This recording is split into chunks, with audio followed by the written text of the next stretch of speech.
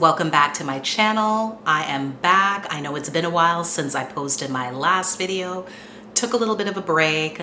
I can't lie, 2020 has been getting me down, and not just because of the Rona and C19, all of that. There are lots of other things too going on within myself that I'm dealing with.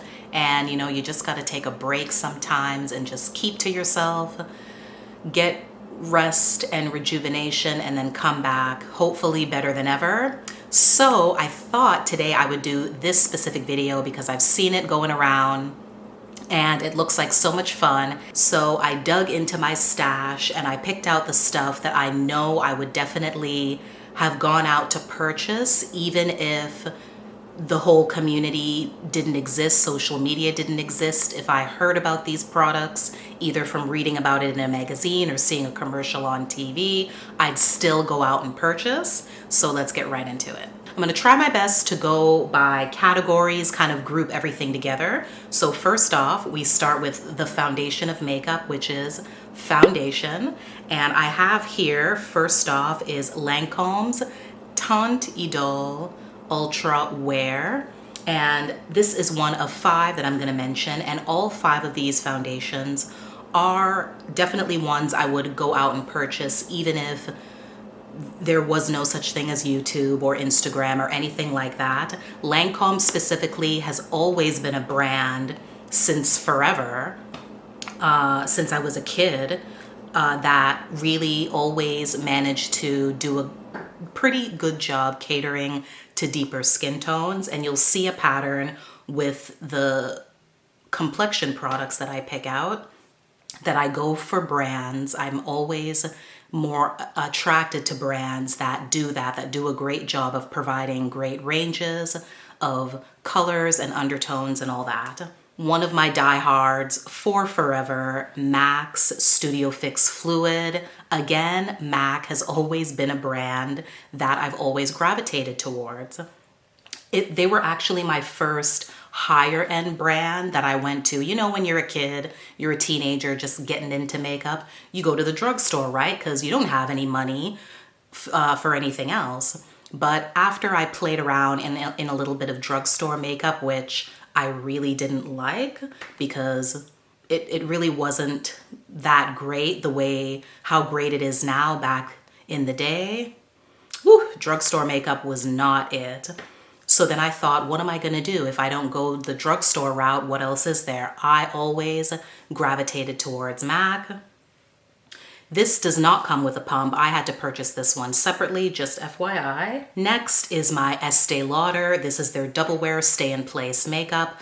Another tried and true staple, especially for combo oily skin like me. Actually, these 3 I've already mentioned, Lancôme, MAC, and Estee Lauder, all great for oilier skin. NARS, this is their Sheer Glow, and I've pretty much tried almost all of the foundations that NARS has had, and this one is my favorite.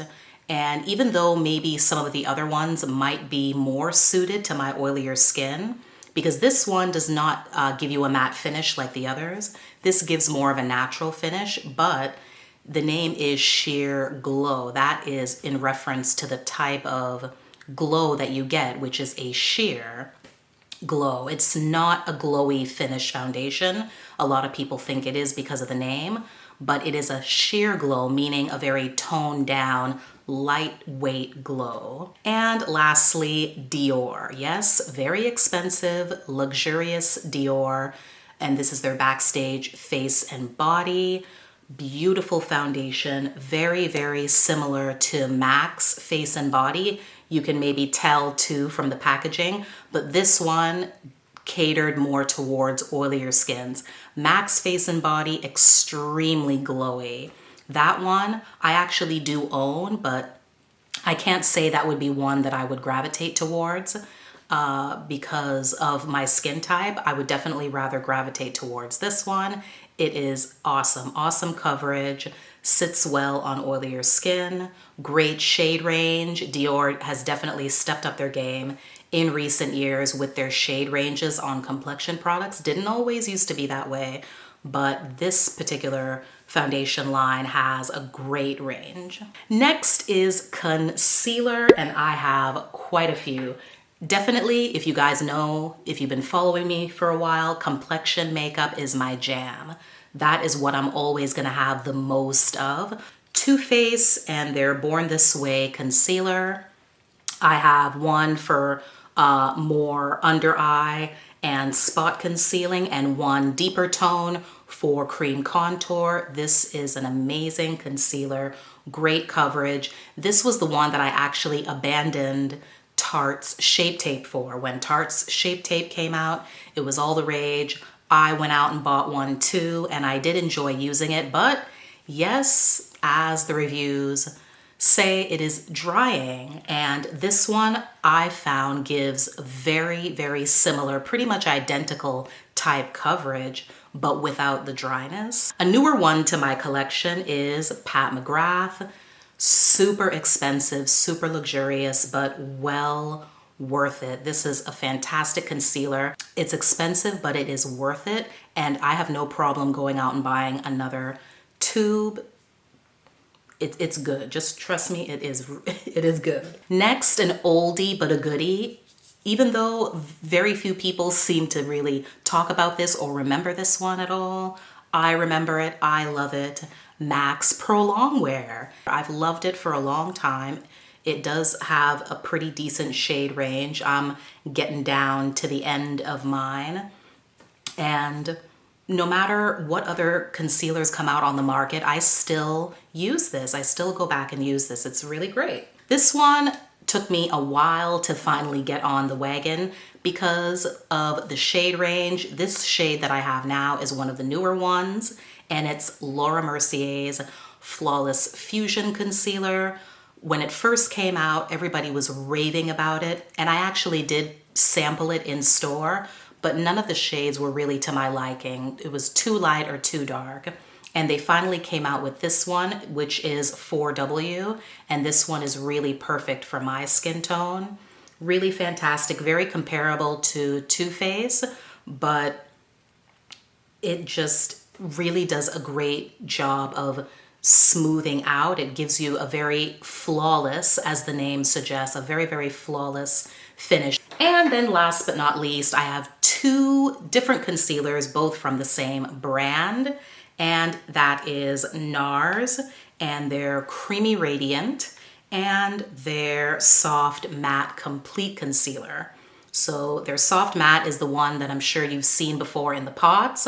I have two shades, and I have one of this. This shade is Caramel, and in the pot, I have Caramel as well as Ginger.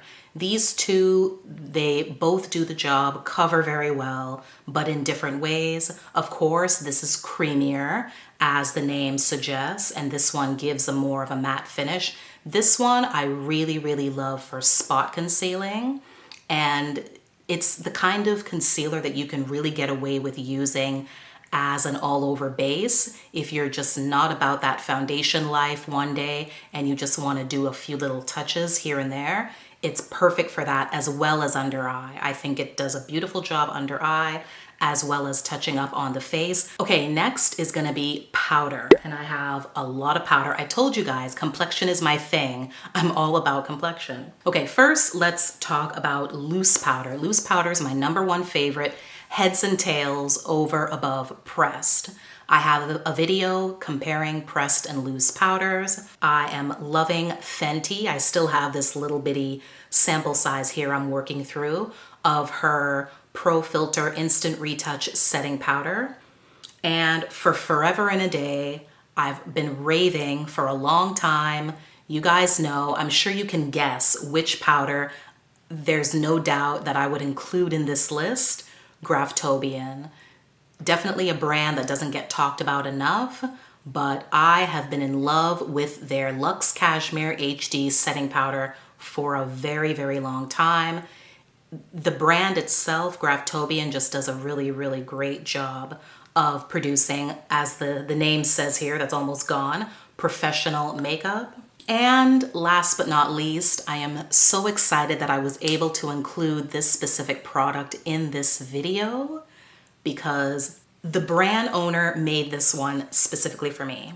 Well, technically she didn't, but that's what I tell myself, because this is what I was hoping for. I was hoping for forever and a day that Laura Mercier would come out with a yellow toned powder in her famous translucent loose setting powder formula, and she did, and I ran. I didn't walk, I ran to get it. This is the brand new shade Translucent Honey.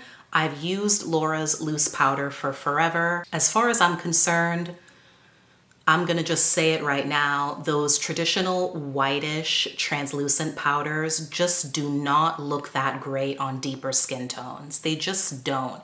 I tried for a very long time, the best that I could, to use the tiniest amount when using the original, and just on camera and in photos, I just felt like it just didn't sit right on my skin, and I actually looked better if I went back over it wherever I placed the original powder with a colored powder to further blend everything into my skin. So I knew that really something in the middle, a more yellow toned powder, would be best for me, and she finally did it. Honey is a yellowish peachish shade, and I have it on today. I'm so happy to be able to use this again because her formula is second to none. It's a cult favorite for a reason. No one does loose powder like Laura Mercier. It's the best, but that's not the end of the powder category. Oh no.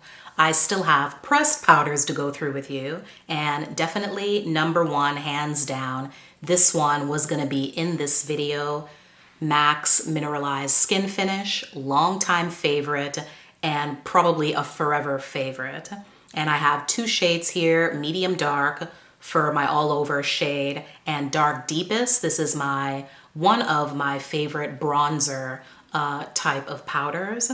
Another, say it with me, MAC product is their Studio Finish. This is their, Studio Fix Powder Plus Foundation, my number one favorite powder foundation of all times. Over the years, I've gone back and forth trying other powder foundations from other brands. I always come back to this one. It's just the best. It gives you all the coverage you need. It comes with a mirror inside and a little sponge in the well on the bottom, which makes it great for travel. This is oftentimes the compact of choice for me to put into my bag if I'm going out somewhere. Because it is a foundation, it will give you extra coverage if I need to do any little bit of touch-ups, if any of my makeup has kind of faded throughout the day.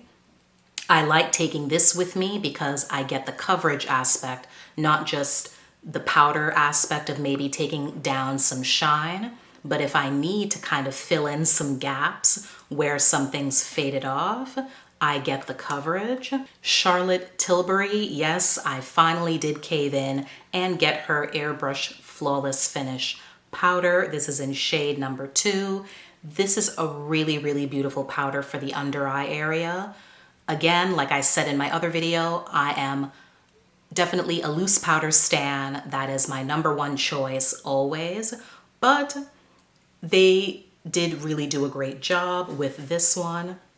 I don't like a whole lot of pressed powders for use under my eye area specifically, but this one, Charlotte Tilbury did a great job on, as well as Pat McGrath's, her Skin Fetish Sublime Perfection Blurring Under Eye Powder. This is the best pressed powder that I've ever used under my eyes ever. It's amazing. I've tried using other pressed powders under my eyes over the years, and I've never liked the way that it looked. In no way, shape, or form did it ever look as good as loose, but this looks just as good as loose powder. And my last powder selection is from Laura Mercier again. Her Candle Glow Sheer Perfecting Powder is a really, really beautiful powder for really normal to drier skins, which I'm not, I'm combo oily, but when I do have my moments, especially in the colder months, when I do want to give my skin a little bit more life, I don't want to dry it out with a whole bunch of matte powders, this one is the one to go for. It will give you that candle glow. It definitely has a sheen to the product, and it deposits a very beautiful life-like sheen to the skin. Not sparkly, not greasy looking at all, just a very nice glow, and it just really brings some life to the skin. It's the kind of powder that gives your skin life instead of drying it out and making it look like death. It gives life, not death.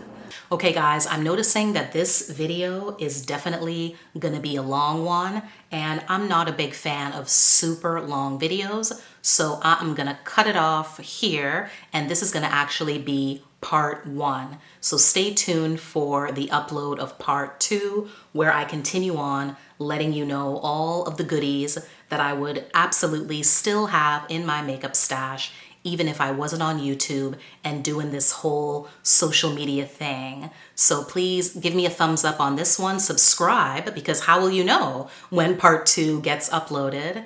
And thanks so much for watching, and I'll see you next time. Bye.